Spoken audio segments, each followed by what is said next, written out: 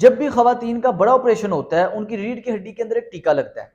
उस टीके की दर्द सारी जिंदगी खवातीन के साथ रह जाती है और खवातीन सारी जिंदगी कमर में दर्द की शिकायत करती हैं। तो आज की इस वीडियो में हम डिस्कस करेंगे कि ऐसा क्यों होता है, और अगर आपको स्पाइनल एनेस्थीसिया दिया गया है, आपकी रीढ़ की हड्डी के अंदर दौरान सी सेक्शन ऑपरेशन आपको कमर में टीका लगा है, इसकी दर्द से कैसे सारी जिंदगी के लिए छुटकारा पाया जा सकता है। तो इस वीडियो को एंड तक लाजमी देखिएगा ताकि आपको इस सारा प्रोसेस स्टेप बाय स्टेप समझ आ सके और आप इससे जान छुड़वा सकें।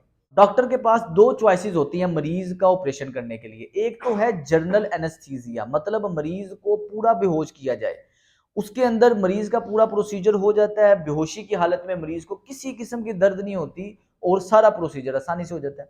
दूसरा तरीकाकार है एपिड्यूरल यानी कि स्पाइनल एनेस्थीसिया। इसके अंदर मरीज को आगे की तरफ फ्लेक्स किया जाता है, झुकाया जाता है, ताकि उसकी रीढ़ की हड्डी थोड़ी सी ओपन हो और अंदर दवाई को इंजेक्ट कर दिया जाता है आपके ड्यूरासैक के अंदर, ताकि आपका निचला धड़ सुन्न हो सके। जैसे ही आपका निचला धड़ सुन्न हो जाता है, आपका ये सारा प्रोसेस बगैर किसी दर्द के हो जाता है। अब अगर पूरा बेहोश करना आसान है, तो डॉक्टर क्यों आपको रीढ़ की हड्डी में टीका लगाते हैं? इस चीज को समझना बहुत ज्यादा जरूरी है। जब भी किसी को पूरा बेहोश किया जाता है, तो सबसे पहले उसका साइड इफेक्ट ये है कि उसके बाद उसके आफ्टर इफेक्ट्स उस दवाई के रहते हैं। मतलब मरीज को नोजिया, वॉमिटिंग, इस तरह की कंडीशन का सामना करना पड़ता है, जिसकी वजह से मरीज को देर तक हॉस्पिटलाइज रहना पड़ता है, जिससे मरीज की सेटिस्फेक्शन भी बेहतर नहीं होती। दूसरे नंबर पे जैसे ही बच्चा डिलीवर होता है, बच्चा पैदा होता है, तो माँ और बच्चे का आपस में मिलना, काफी ज्यादा न्यूरोलॉजिकल सिग्नल्स बच्चे के अंदर, उसके अंदर डेवलपमेंट होती है। यानी कि बच्चा जैसे पैदा हुआ, माँ ने देखा, अपने सीने के साथ लगाया। एपिड्यूरल इंजेक्शन के अंदर यानी कि रीढ़ की हड्डी में टीका लगा है, बच्चा डायरेक्ट माँ के साथ मिल सकता है, माँ उसको देख सकती है, माँ उसको पकड़ सकती है, खुश हो सकती है। लेकिन जैसे ही बच्चे को, माँ को आपने जनरल एनेस्थीसिया दिया, मतलब पूरा बेहोश किया, सारा प्रोसेस बेहोशी की हालत में हो जाता है, जिसकी वजह से बच्चा माँ होश में आने के बाद ही देखती है। इसके अलावा जनरल एनेस्थीसिया के साथ अगर किसी मरीज को लंग्स का या हार्ट की कॉम्प्लिकेशन है, तो उसके लिए जनरल एनेस्थीसिया बहुत ज्यादा कॉम्प्लिकेटेड हो सकता है। इसलिए डॉक्टर प्रेफर करते हैं कि उसकी स्पाइनल दिया जाए, उसकी रीढ़ की हड्डी में टीका लगाया जाए। साइंटिफिकली अगर देखा जाए तो रीढ़ की हड्डी में टीका लगना मरीज के लिए किसी भी सूरत नुकसानदेह नहीं है। पूरा बेहोश करना मरीज के लिए नुकसानदेह है। रीढ़ की हड्डी में टीका लगने का मरीज को इतना ज्यादा नुकसान नहीं होता, बल्कि फायदा होता है। अगर रीढ़ की हड्डी में टीका लगना इतना ही फायदेमंद है, तो आखिर क्यों इसकी वजह से मरीज को सारी जिंदगी रीढ़ की हड्डी में, कमर में दर्द रहती है? आज की इस वीडियो के अंदर हम इसी चीज को बस्ट करेंगे, इसी मिथ को बस्ट करेंगे कि आखिर जिन मरीजों का एपिड्यूरल स्पाइनल एनेस्थीसिया जिनको लगता है, उनकी कमर में दर्द सारी जिंदगी क्यों रह जाती है। जिस मर्जी डॉक्टर से पूछ लें, वो सब यही प्रेफर करेंगे कि रीढ़ की हड्डी में टीका लगे, लेकिन मरीज और मरीज के घर वाले इस चीज को मना करते हैं, इस चीज पे रेजिस्ट करते हैं कि जी हमने रीढ़ की हड्डी में टीका नहीं लगाना। तो हम इसको वंस फॉर ऑल इस मिथ को बस्ट करते हैं और आपको बताते हैं कि आखिर ऐसा होता क्यों है, आपकी दर्द किस वजह से होती है। इस चीज को मैं डिवाइड कर रहा हूं बेसिक 4 फैक्टर्स पे, जो कि सी सेक्शन के बाद आपकी दर्द का बाइस बनती है। पहला फैक्टर है मिसमैनेजमेंट। होता यह है कि जब भी हॉस्पिटल के अंदर, बड़े हॉस्पिटल्स में एनेस्थीसियोलॉजिस्ट, प्रॉपर एनेस्थीसिया बेहोश करने वाला एक डॉक्टर होता है, वो जब भी टीका लगाता है वो इतना स्किल्ड होता है कि उसको पता है कि इंजेक्शन लगने की एग्जैक्ट स्पॉट क्या है, वो सही तरह इंजेक्शन लगता है, मरीज को दर्द नहीं होती। दूसरे नंबर पे साइड इफेक्ट तब होता है जब ये टीका लगाने वाले की एक्सपर्टीज प्रॉपर ना हो। मतलब आपको किसी ना किसी किस्म के छोटे हॉस्पिटल्स में, मैं अक्सर देखता हूँ, मरीजों के साथ मेरा डेली का इंटरेक्शन है, मैं खुद हॉस्पिटल्स काफी विजिट करता हूँ, तो मुझे पता चलता है कि एनेस्थीसिया देने के लिए प्रॉपर डॉक्टर नहीं बल्कि टेक्नीशियन मौजूद होते हैं, जो कि स्पाइनल एनेस्थीसिया देते हैं।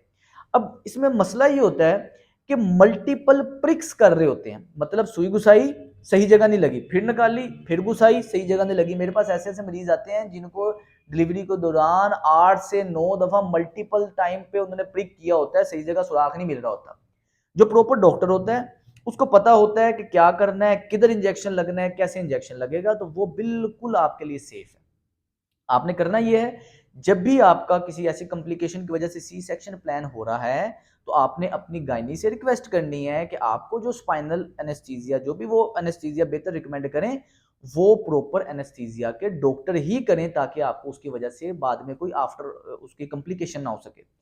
इसके अलावा मिसमैनेजमेंट के अंदर ये भी कंडीशन होती है कि आपको जब भी इंजेक्शन लग रहा होता है, आपकी स्पाइन ऑलरेडी कमजोर होती है, वो आपको मजीद आगे को जब झुकाते हैं तो उससे भी आपको इंजरी के चांसेस होते हैं, जिसकी वजह से आपकी कमर के अंदर दर्द रह जाती है। दूसरा फैक्टर ये है कि इंजेक्शन लगने के बाद रीढ़ की हड्डी को हील होने के लिए, जख्म को भरने के लिए एक स्पेसिफिक इन्वायरमेंट, एक स्पेसिफिक टाइम चाहिए होता है।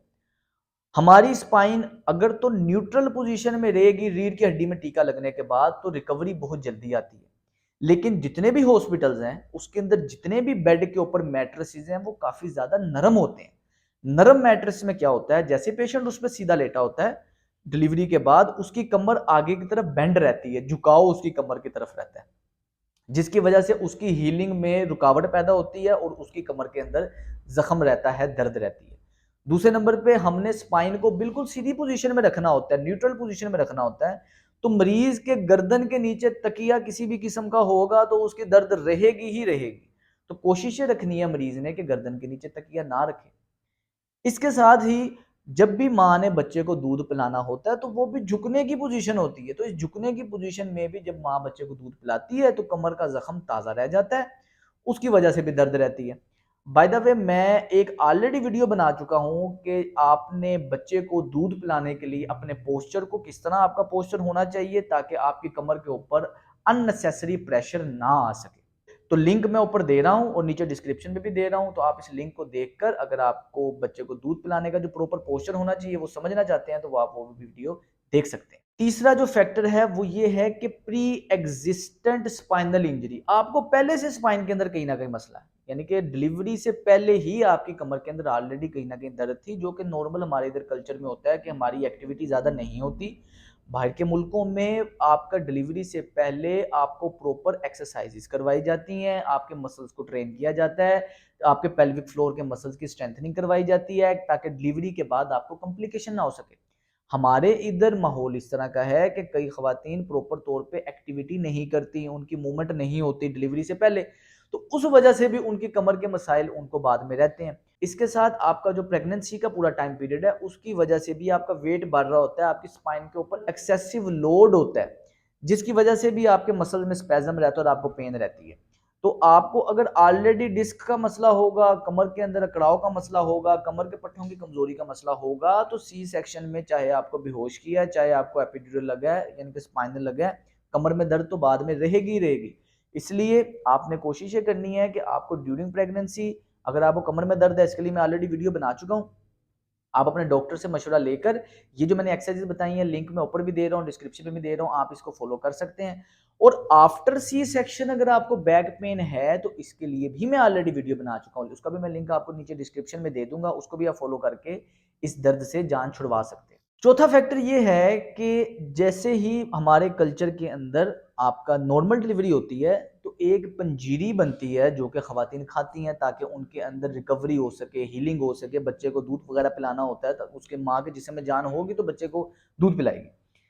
होता यह है कि सी सेक्शन के बाद इस तरह की पंजीरी वगैरह माँ को इस्तेमाल ही नहीं करवाई जाती, तो जब इस तरह की न्यूट्रिएंट्स के अंदर माँ में डेफिशिएंसी होगी उसकी वजह से इस तरह की कंडीशन कॉम्प्लिकेशन होने के चांसेस ज़्यादा होते हैं। तो कोशिश ये रखनी है कि फौरी बात डिलीवरी के बाद अगर आप पंजीरी नहीं खा सकते, एक दो माह के बाद पंजीरी लाजमी खाएं, बहुत ज़रूरी है। इसके अंदर जो प्रॉपर तरीके से हमारे जो देसी कल्चर के अंदर पंजीरी का एक प्रॉपर मेथड बनता है उस तरीके से इसे इस्तेमाल करें। इसके बहुत ही ज़्यादा फ़ायदे हैं आपके कमर दर्द के लिए, आपकी कमर को दोबारा से टाइट रखने के लिए, मसल्स की ग्रोथ के लिए, आपके न्यूट्रिएंट्स के अंदर डेफिशिएंसी नहीं होने देती, आपकी बॉडी के अंदर ओमेगा 3 और विटामिन की डेफिशिएंसी नहीं होने देती। इसलिए इसको आपने पंजीरी को लाजमी इस्तेमाल करना है। और अगर आप डिलीवरी के फ़ौरन बाद नहीं खा सकते तो आपने कोशिश रखनी है कि एटलीस्ट कुछ ना कुछ किस्म के नट्स वगैरह खाएं ताकि आपको न्यूट्रिएंट्स की डेफिशिएंसी ना हो। अपना बैलेंस्ड डाइट इस्तेमाल करें।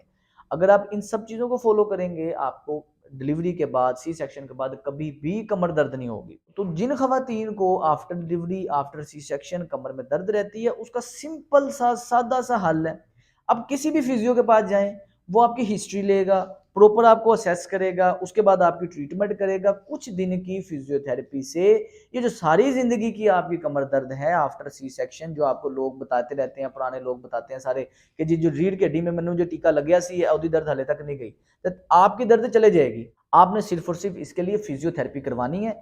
इंशाल्लाह आपकी दर्द कुछ ही दिनों में बेहतरी की तरफ आ जाएगी। तो उम्मीद करता हूं कि आपका ये कॉन्सेप्ट क्लियर हुआ होगा कि बेसिकली आपका मसला एपिड्यूरल इंजेक्शन में नहीं है, सेफेस्ट मेथड एपिड्यूरल इंजेक्शन है।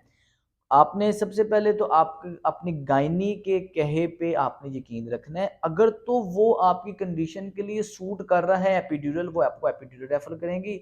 आपने रजिस्ट नहीं इसमें बहुत ज़्यादा करना कि नहीं जी मैंने ये नहीं लगवाना। अगर तो वो आपको कहेंगे कि जी आपकी कंडीशन के लिए जनरल एनेस्थीसिया सूट करेगा, तो आपने वो लगवाना है, क्योंकि डॉक्टर को आपकी कंडीशन का ज़्यादा पता होता है। तो इस वीडियो को ज़्यादा से ज़्यादा शेयर करें ताकि लोगों में अवेयरनेस हो सके। मेरा नाम है सलमान फिरोज़। अस्सलाम वालेकुम।